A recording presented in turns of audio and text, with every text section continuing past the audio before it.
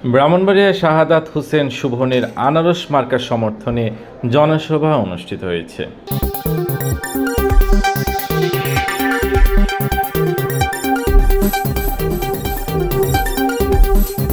এবার বিস্তারিত।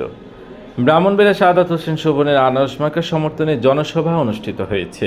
শুক্রবার রাত 9টায় বাদুগর উত্তর দেওয়ানপাড়ায় বালিমিয়া সভাপতিত্বে অতিথি হিসেবে উপস্থিত ছিলেন ব্রাহ্মণবাড়িয়া সরকারি কলেজের সাবেক ভিপি হাসান সারোয়ার, এনামুল হক এনাম, কামরুল হাসান তুতা, নুরুল আমিন তানবীর, মোহাম্মদ গাজীউর রহমান, হাবিবুল রেজা সাহাবী, কাজী শাকিল দেলোয়ার।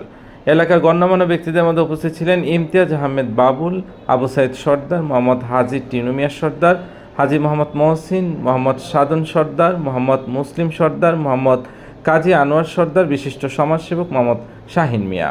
এ সময় বক্তারা বলেন, একটি স্মার্ট সদর উপজেলা পরিষদ গঠনে শাহাদাত হোসেন শুভনের বিকল্প নেই। মাদক, সন্ত্রাস, চাঁদাবাজি, ভূমিদস্যু, দুর্নীতিমুক্ত ও জবাবদিহিতামূলক উপজেলা পরিষদ গঠন করতে চাইলে 5 জুন আনারস প্রতীকে ভোট দিয়ে শুভনকে জয়যুক্ত করতে হবে। তার মতো এমন তরুণ নেতৃত্বের প্রয়োজনীয়তা রয়েছে।